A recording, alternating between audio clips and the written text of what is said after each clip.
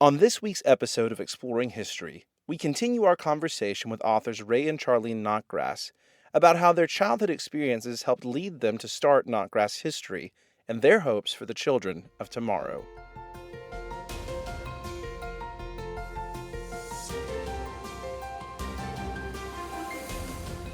Welcome to Exploring History with Ray Notgrass, a production of Notgrass History.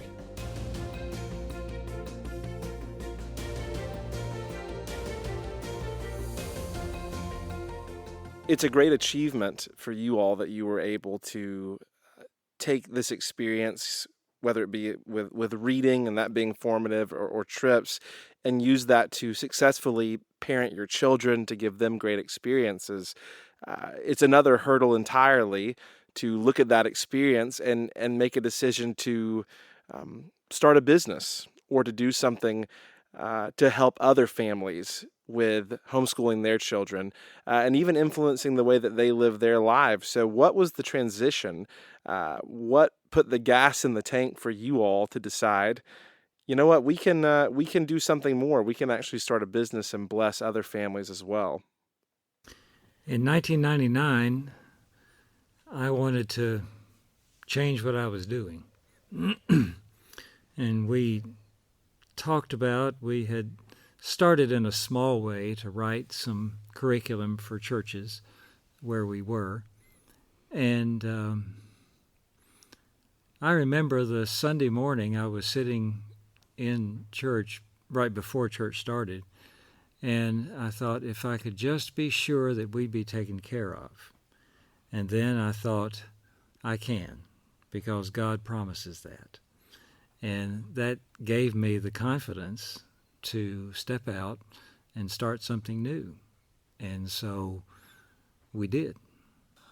Ray had been in ministry at this point for 22 years, and when he says he wanted to do something different, we wanted to continue serving God, but we wanted to do it a different way.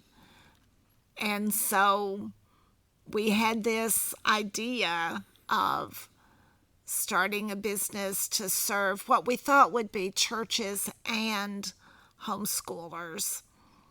So that's what we started in 1999. We basically said, here we are, Lord, we're going to jump off this cliff. Please catch us. And he did.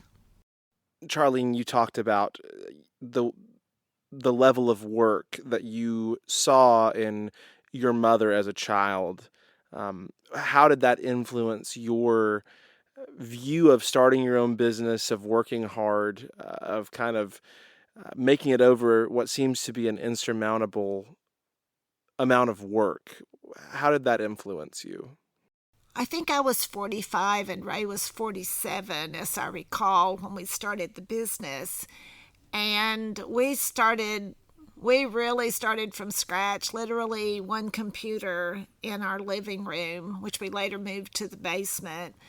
And it did take a lot of work. But I had learned about hard work growing up. I had seen Mother, as I've said before, she'd be working on sewing when I got up in the morning, and she would do that till we all went to bed at 10 o'clock that night. And so I wasn't afraid of hard work, and I knew that running a business took it, that it would take a lot of time and a lot of work. I had also watched my mother's mother work very, very hard. And so that helped me be willing to do it. And I'm really grateful for their example. I know that Ray and I stand on our parents' shoulders to do what we do. And also, God has blessed us beyond what we could ask or imagine. Just this week, somebody asked us about our business. Is this what you planned for or expected? And absolutely not. We just wanted to write a curriculum that would help families help their kids serve God. And God has led us to where we are, and we are very grateful. You talk about your desire to write curriculum to bless and help families, and that you want to do that. Is there any feeling of responsibility as children of the 50s and 60s who have lived through history? Do you all view or have any feeling of a responsibility in informing the younger generation who is coming up now, because you've lived through history, because you've seen that? Does it feel like that's something that you want to pass on, that's maybe forgotten as younger generations come? I grew up in the town that had in it the home of James K. Polk, 11th President of the United States. I never went there until after I graduated from high school. And that was crazy. But yet I have heard lots of people say, oh yeah, I live down the street from the Alamo or whatever, but I've never been. I've just heard that kind of thing over and over again. And what a loss that was, not to have that experience of going in, looking at it, soaking it in. And I want to encourage families to appreciate history, to appreciate the lessons, and not just so they know names and dates and wars, but so they can learn the lessons, and so they can appreciate what's going on around them today. Had a very dear friend who was a history professor say, if you don't know history, you don't know who you are. And that's so very true. And I want to help students know who they are, and that involves knowing our past. This is an amazing world that God created, and the people He created are amazing too. And we can do amazing things with the amazing things He's created because we are made in the image of our amazing God. And I love communicating that with students who learn at home. I'm grateful I get to do it, and I know that my childhood has influenced me toward doing that. My parents took me for walks on trails in state parks, and I saw the grandeur of the Appalachian Mountains when we would go to East Tennessee. I remember as a child when I would be sitting in church and we would sing How Great Thou Art, and it would talk about lofty mountain grandeur. I would picture the lofty mountain grandeur that I had seen in the Great Smoky Mountains. And history teaches us that things are similar to the way they are now, and that they are very dissimilar to the way they are now. And there are a lot of lessons in that. It helps us know what we should hold on to and what we should let go of. It shows us who we should emulate and who we should never try to be like. You've talked about wanting to open the door for students to allow them to see how history has changed the world, how things, again, as you just said, are similar, how they're dissimilar, and help them to learn the lessons of that. I've also noted in both of you guys' stories how your own personal history is so important to the both of you.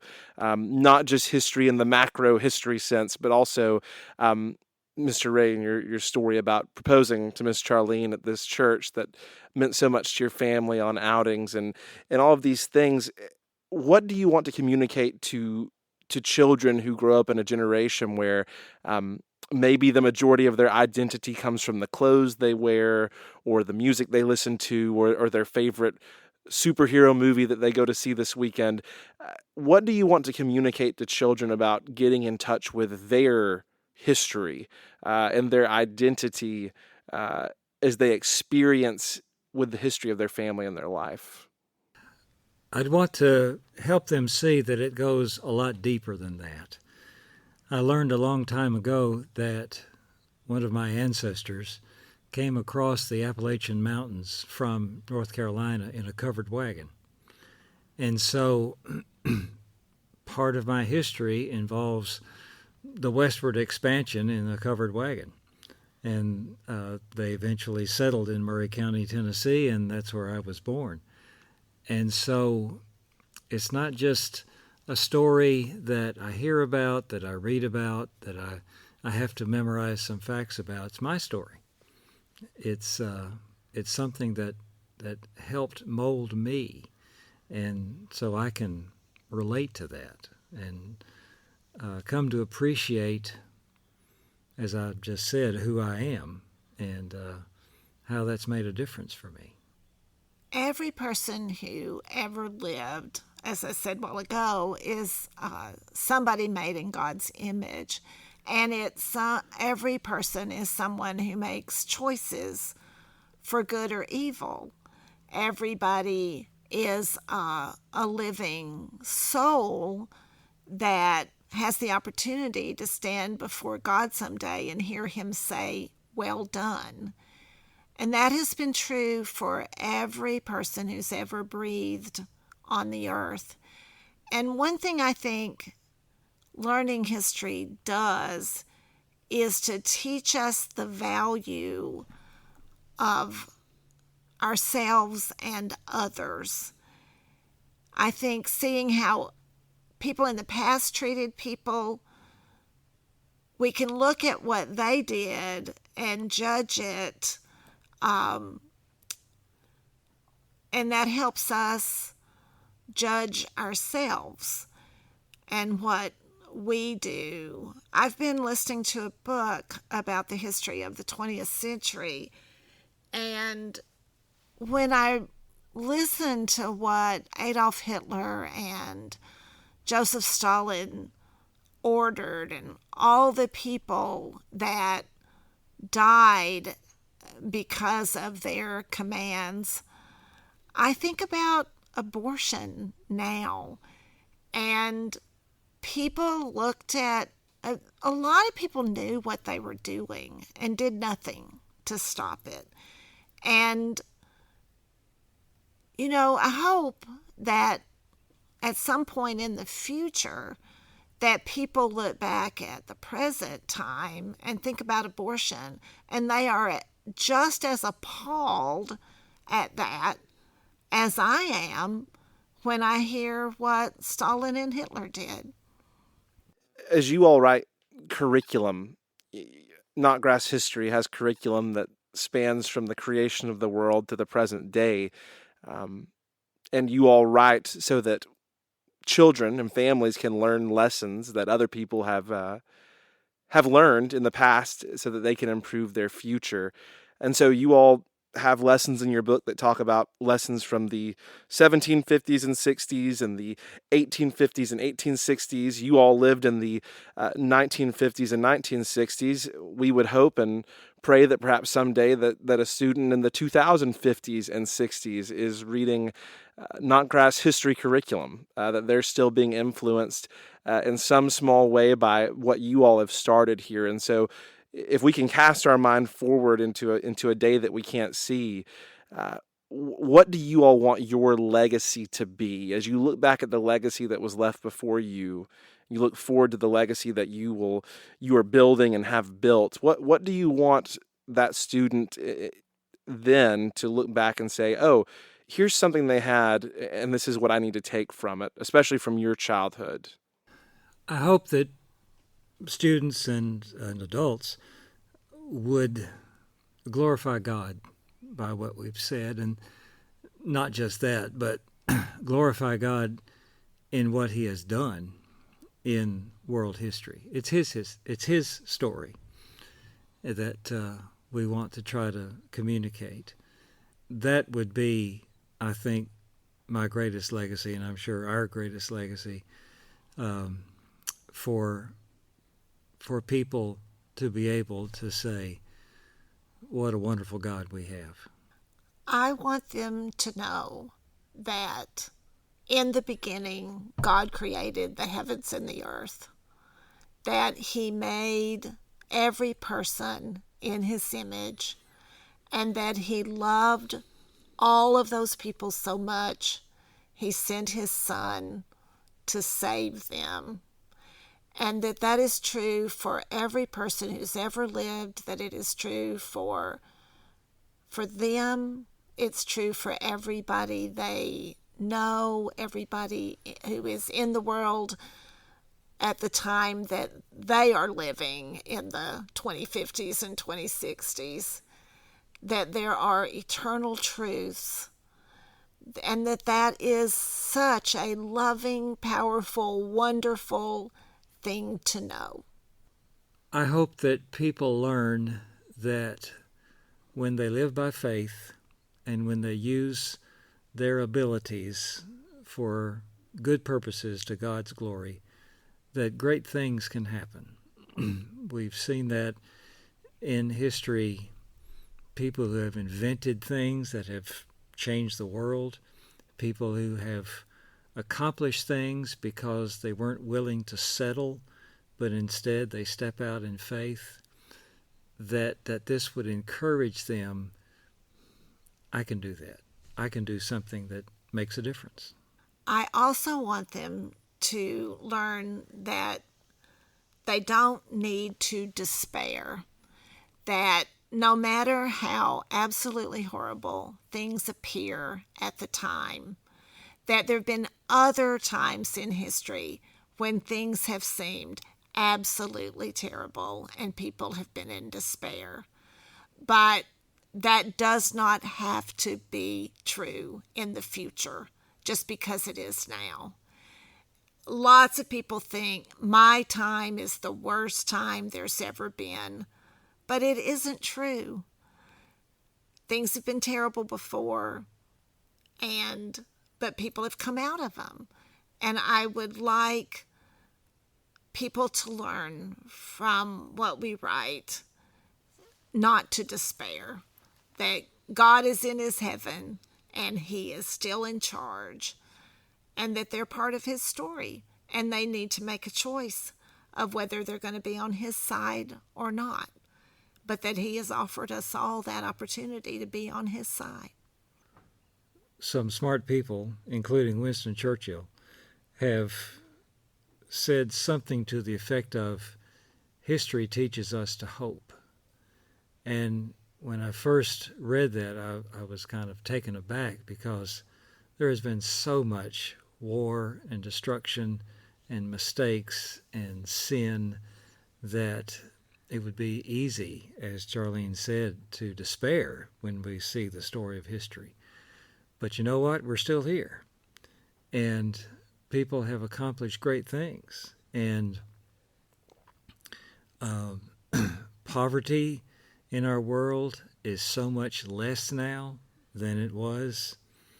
Take the period 50, 100, 200 years ago. Healthcare is so much better.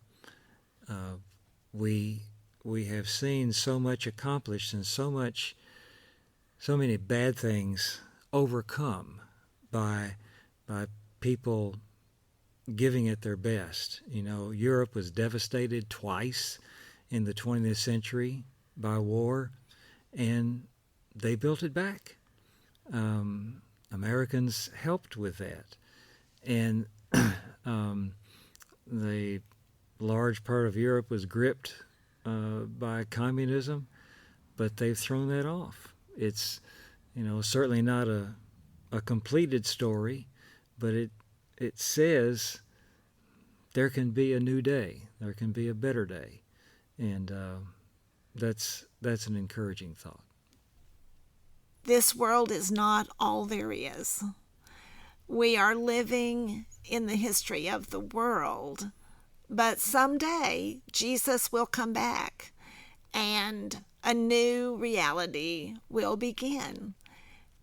I pray all our listeners are ready for that day. And that's a good thought, and I'll give Charlene the last word.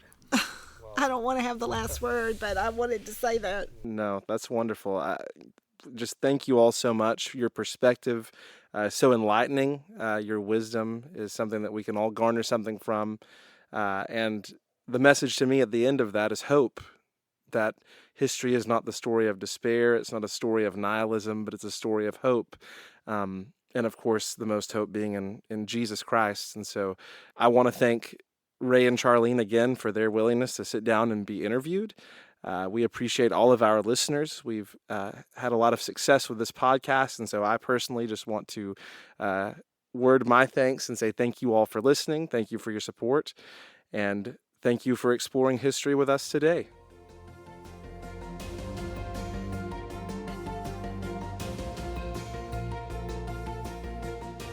This has been Exploring History with Ray Notgrass, a production of Notgrass History. Be sure to subscribe to the podcast in your favorite podcast app, and please leave a rating and review so that we can reach more people with our episodes.